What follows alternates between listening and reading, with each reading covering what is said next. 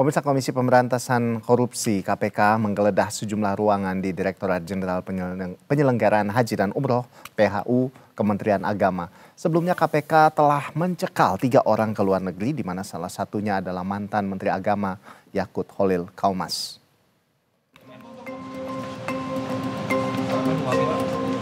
KPK menggeledah sejumlah ruangan di kantor Ditjen PHU Kementerian Agama untuk mencari dan menemukan bukti-bukti yang dibutuhkan dalam penyelidikan kasus dugaan korupsi kuota haji 2024. Penyidik fokus mencari bukti terkait pengaturan kuota haji, di mana Indonesia mendapatkan kuota haji reguler sebesar 20.000, kemudian dibagi 50% haji reguler dan 50% haji khusus.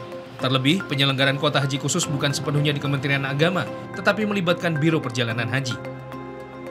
KPK menduga ada lebih dari 100 agen travel yang terlibat dalam kasus kuota haji 2024 ini. Diduga ada 10 agen travel besar yang terlibat dalam penentuan kuota haji, yang mendapatkan kuota haji dengan jumlah beragam, tergantung seberapa besar perusahaan travel itu. Di Ditjen PHU, tentu penggeledahan ini untuk menemukan bukti-bukti yang dibutuhkan oleh penyidik dalam proses penyidikan perkara ini, di mana dalam penyidikan terkait dengan kuota haji Indonesia untuk penyelenggaraan haji pada Kementerian Agama tahun 2023-2024, KPK telah menaikkan perkara ini ke tahap penyidikan, dan untuk efektivitas penanganan perkaranya KPK juga sudah melakukan cegah ke luar negeri kepada 3 pihak.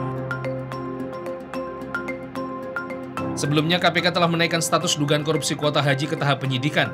KPK juga telah mencekal 3 orang ke luar negeri. Mereka adalah mantan Menteri Agama Yakut Kholil Kaumas, mantan staf Susmenak era Yakut Isfah Abidal Aziz, dan seorang swasta berinisial FHM. Dugaan penyimpangan kuota haji 2024 berawal dari temuan Panitia Khusus Angket Haji. Panitia ini dibentuk setelah Tim Pengawas Haji DPR temukan sejumlah persoalan dalam pelaksanaan haji tahun 2024. Saat itu pemerintah Arab Saudi memberikan kuota tambahan bagi jemaah haji Indonesia sebesar 20.000. Kuota tambahan ini diharapkan bisa memperpendek waktu antrian haji di Indonesia.